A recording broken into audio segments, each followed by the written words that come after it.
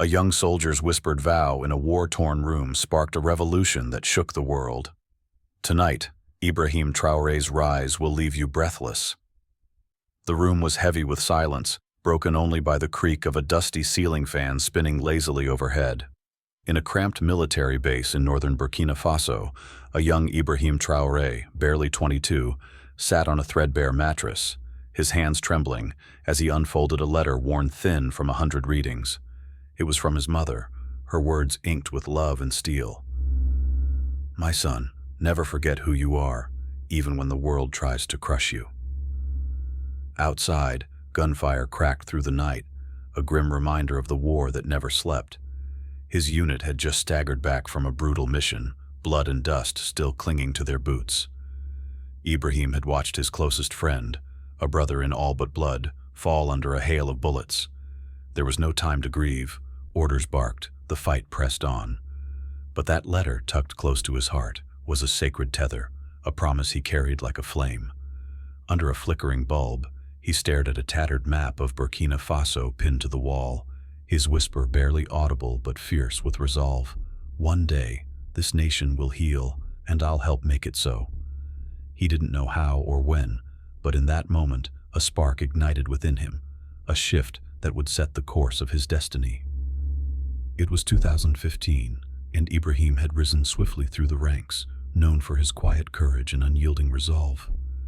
That morning, his unit was dispatched to a remote village near the Mali border, where intelligence claimed terrorists had seized control.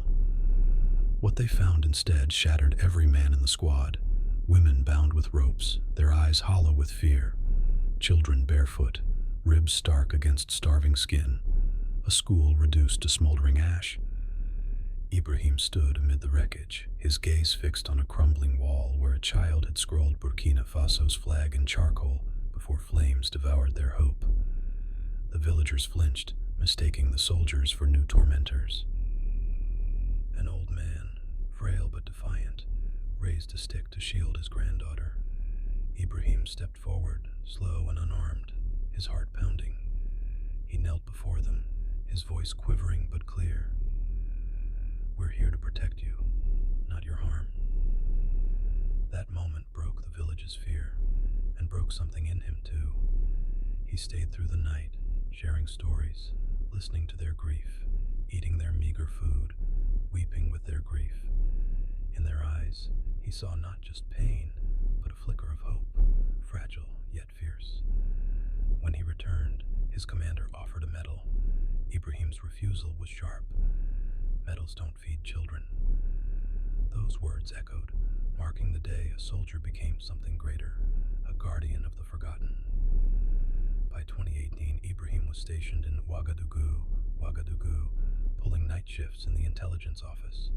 One evening, a sealed folder marked "Confidential High Level" landed on his desk by mistake.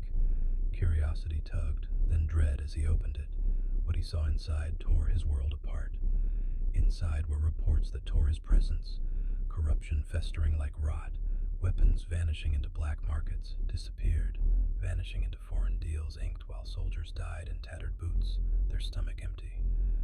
Aid meant for schools had evaporated into the pockets of the powerful.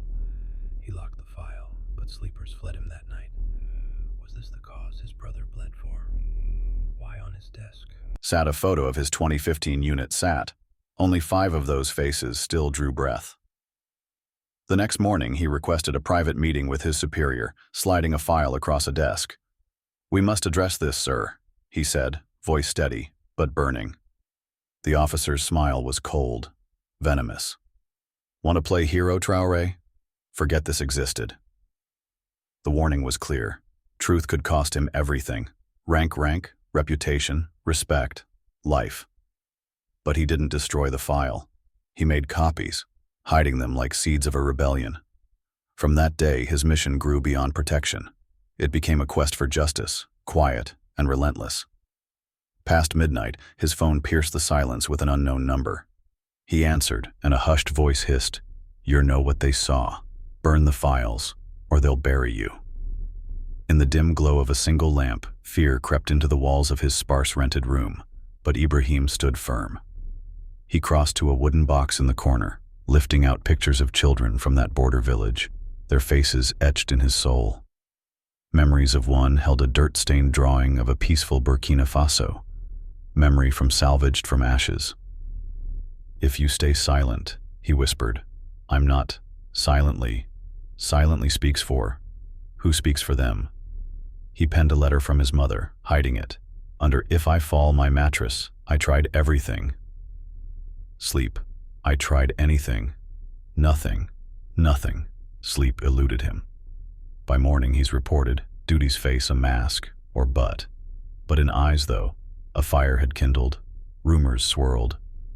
They know Traore's asking dangerous questions. Some called him a reckless man, but he recklessly, carelessly, he meticulous. Every night he pored, maps, over by logistics, operations. By daylight, trained harder than any, committed unquestionable. His secret commitment was forged, bonds with younger soldiers who'd sickened by seeing. Corruption he listened to, kindling their courage, not lectured. He listened, encouraging. One rainy night, a boy recruit, trembling. "There, sir," soaked. "They selling weapons meant for civilians." Ibrahim's proof. The took lightning flashing as signatures scanned, untouchable names. "You're brave," he said, but now in danger." The boy nodded, trusting him. That night, Ibrahim's fight evolved, not seeing to speak truth, not just, but to shield those daring to believe. Thus began a quiet resistance, spark poised to ignite.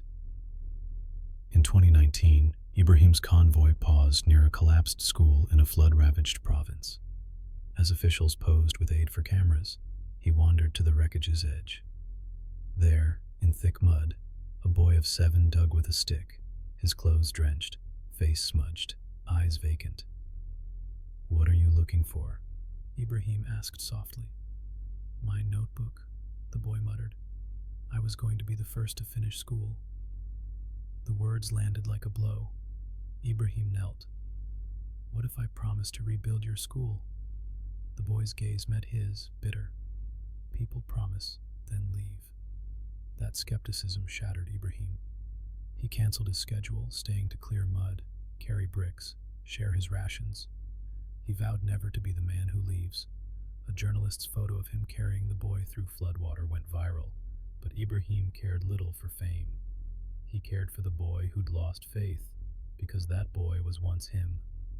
In a scorching 2020 conflict zone, Ibrahim's team was ambushed, bullets tearing through dust-choked air. Amid the chaos, he spotted a teenage fighter aiming at his men. Ibrahim raised his rifle, but it jammed. In that split second, he tackled the boy, pinning him down. The child shook, dropping his weapon. Ibrahim tore off the boy's mask, revealing scarred legs, bare feet, and terrified eyes. Not a killer's, but a child's, forced into war. "You don't belong here," Ibrahim said, voice steady. A helmet cam captured it, a soldier choosing mercy over vengeance. Later in his journal he wrote, "I met a boy with a gun in his hand and a soul worth saving." That act proved strength lies not in the trigger, but in knowing when to hold back. Early 2020 brought a black-sealed letter, military code for family death. Ibrahim's uncle, who'd raised him like a son after his father's passing, was gone. Duty chained him to the front lines, no replacement available in a region teetering on collapse. He missed the funeral, calling home to his mother's trembling voice. "Your uncle kept your letter by his bed. He believed you'd do what no one else could."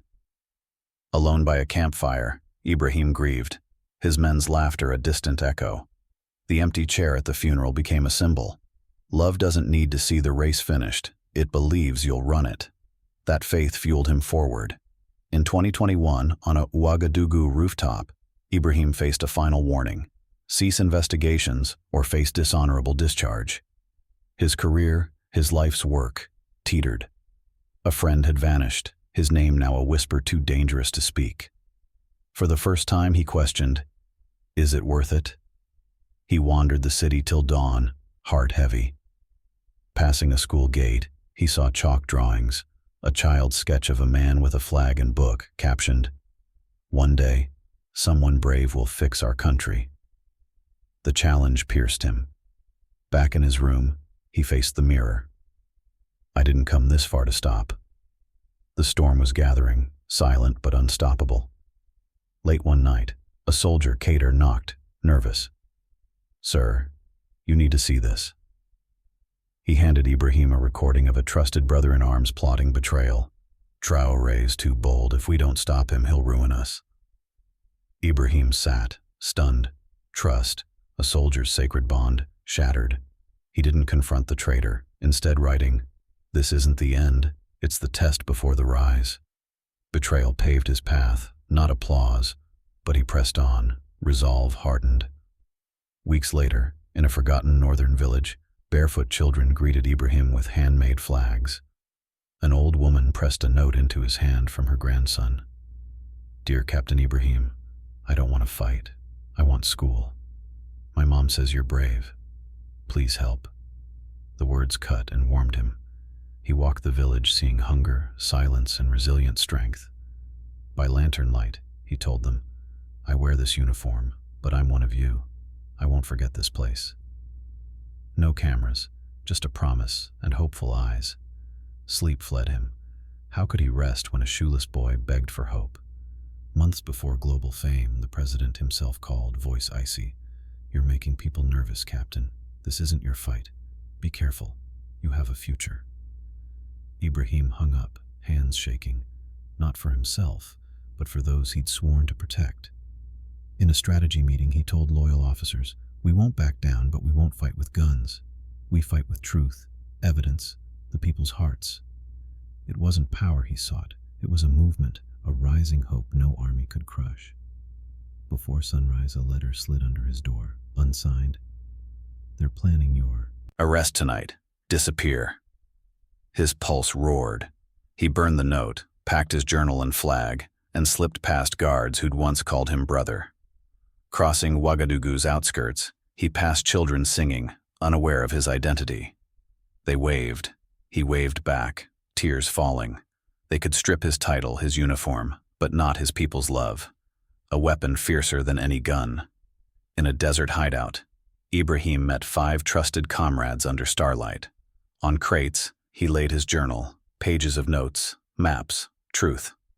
"We don't fight with bullets," he said. "We fight with proof and heart."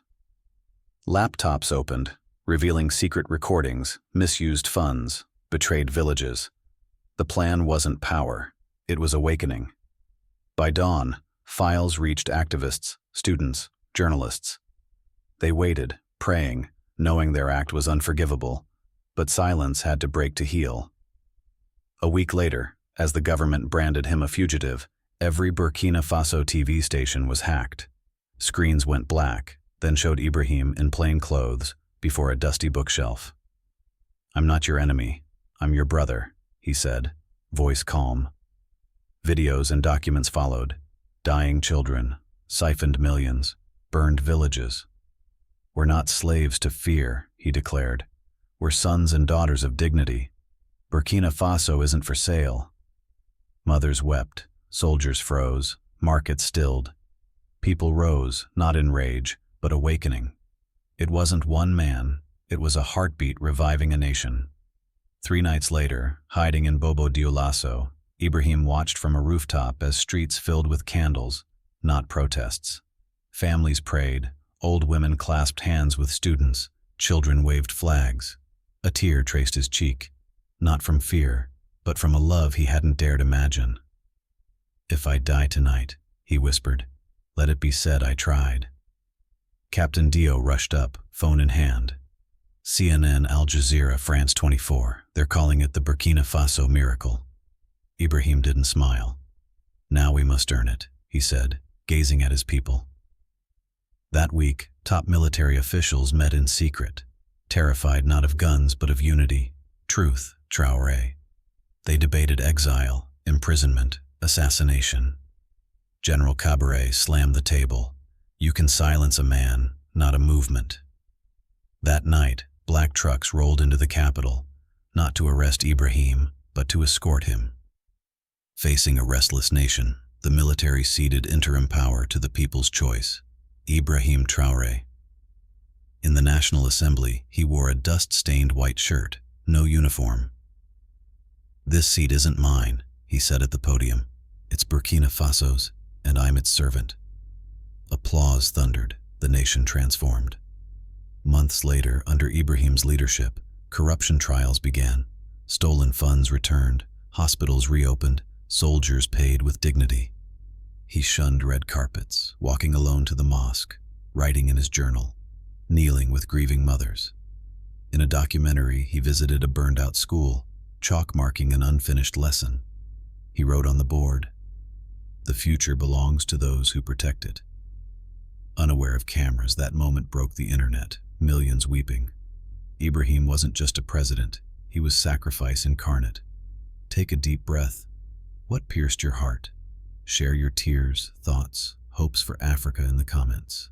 Like if you believe in leaders with soul. Subscribe for more stories that restore faith in humanity. Let's spread this truth, because it deserves to be seen.